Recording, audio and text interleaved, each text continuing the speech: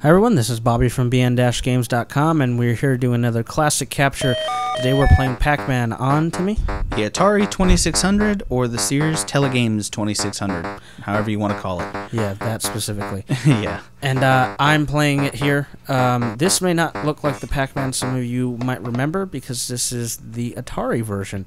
Well, there actually are different Atari versions. There is one that looks a little more modern. This is actually the original, yeah. Because I do know there's like an update version along with like Miss Pac-Man, which looks more modern too.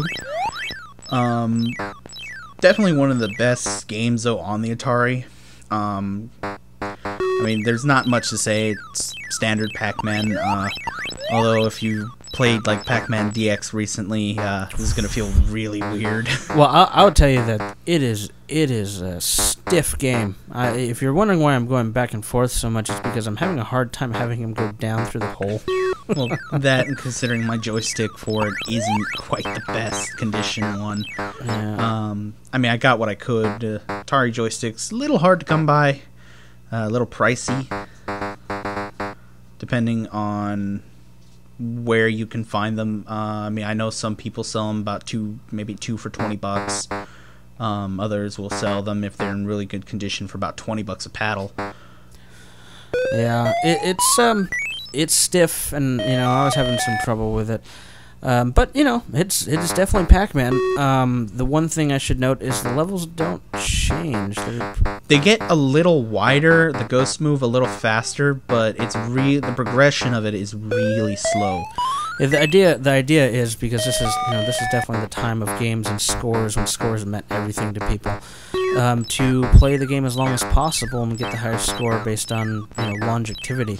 It wasn't so much the challenge of it becoming harder. It was more how far could you go before you gave up, or you made mistakes and that kind of thing.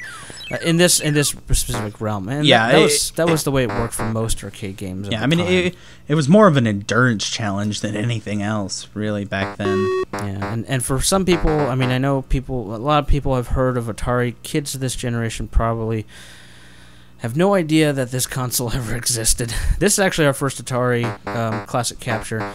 It is actually very difficult to get this kind of video to work based on how low output the video signal is.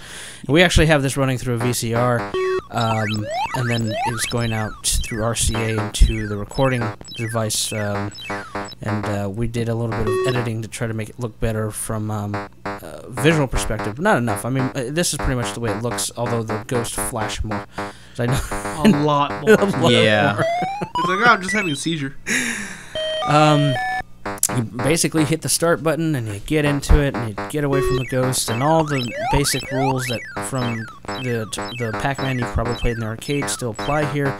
It's pretty much the same thing, other than really low res.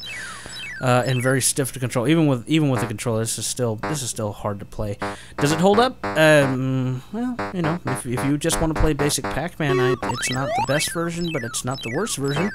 Pac-Man DX Championship Edition is probably the one you want to play, if you were to ask me.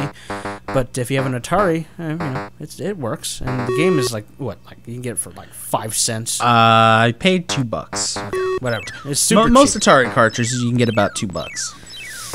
Yeah, the Atari games are cheap. The console isn't sometimes. I got mine for $35.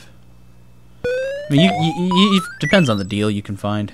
All right, everyone. Well, it changed the color. That was Pac-Man for the Atari 2600. Telegames 2600. Oh, I'm sorry. Please subscribe and let us know what you think. Thank you. Man, you changed the color. It's fucking with me, man. I don't know what's going on.